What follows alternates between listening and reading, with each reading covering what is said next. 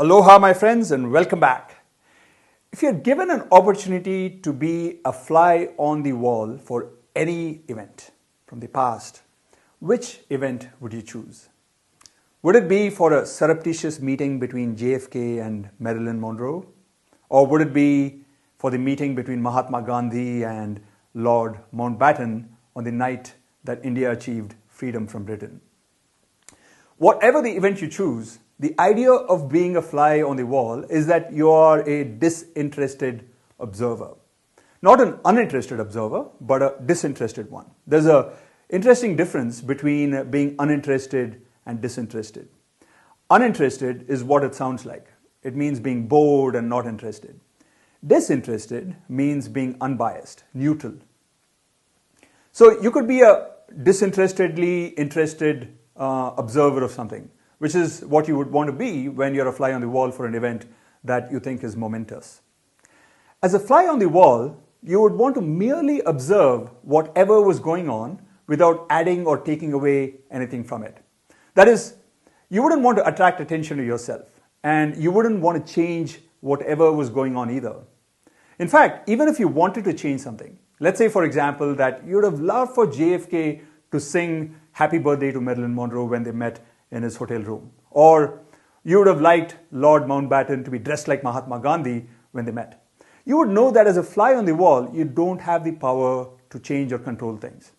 You'd simply have to accept whatever was going on and be thankful for the opportunity to witness the momentous event unfolding in front of your eyes. Now, imagine that instead of being a fly on the wall for an external momentous event, you are a fly in the wall of your head, to be precise, for an internal momentous event. For which internal momentous event? For the current internal momentous event that is going on right now, with all of those fascinating goals and actions and action tendencies and thoughts and emotions that are going on in your head. Like the fly on the wall for an external event, as a fly in the wall in your head, you wouldn't want to attract attention to yourself or change what was happening. The one difference between being a fly on the wall and being a fly in the wall is that you could change what was happening in your head when you couldn't change what was happening when you're a fly on the wall. For example, if you had a thought, I'm a despicable slob for polishing off a whole tub of ice cream in 10 minutes flat, you could, if you wanted to, change that thought and tell yourself, but that's only to be expected. I'm going through a bad time, a divorce, for example, after all. But imagine for a moment that even though you're able to control things in your head, your thoughts, etc., you're able to overcome that urge to change things. And thus, you were capable of merely observing what was going on without changing things or controlling things. In a nutshell, that's what mindfulness is. It's the attempt at being a fly in the wall of your head. What you're trying to do is observe with a whole lot of intensity whatever is going on, but in a sort of a kind and non-judgmental way. You could be mindful of whatever is going on outside of you as well, but let me focus for the time being on being mindful of your internal environment. As a fly in the wall of your head, you'd be aware of all the gates, the goals and the actions and thoughts and action tendencies, thoughts and emotions that you were having or you were experiencing. And because you're a disinterested fly, you wouldn't want to change any of those gates. You'd merely be observing and noting what is going on, but without commenting or judging anything. That's what I mean by stepping outside the gate of your mind or walking out of the gate of your mind. If you successfully manage to do this, what you would discover is that the pace at which the chain or the web of goals, actions, and thoughts and emotions that are triggered slows down. The reason this happens is that when you're a fly in the wall, you put some distance between yourself and what's going on. And this distance lowers the intensity of your emotional reactions to the other elements in the gate, the goals, the action tendencies, and thoughts. And when the intensity of your emotional reactions is mitigated, is lower, the other elements of the gate, the goals, the action tendencies, the thoughts, also decrease in intensity. So as a result, the whole system slowly calms down. This calmness will naturally bring about two important consequences. First, you'll feel more tranquil or less stressed. There are a lot of studies on mindfulness that have shown that the practice of mindfulness lowers stress. Later this week, by the way, I'll show you a video that summarizes some of those findings on how mindfulness lowers stress. The second consequence is that you would develop something called response flexibility.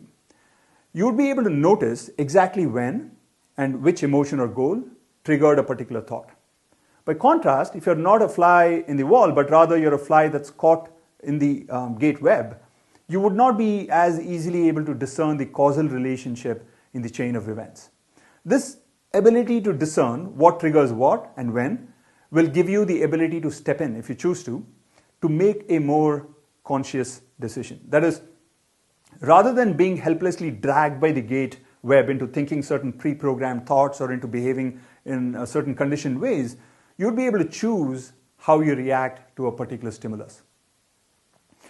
This idea that the more you practice merely observing what's going on without judging or commenting on it, which, as I mentioned earlier, is what mindfulness is about, the better you become at noticing small and subtle changes, is related to a set of findings on something called attentional blink. Here's a simple way to think of attentional blink. Imagine that you're shown a string of numbers or letters in quick succession on a computer screen, like you're seeing right now. Now imagine that this string has a lot of letters, but once in a while a number comes up. And whenever a number comes up, your task is to press a particular key on your keyboard, let's say the space bar.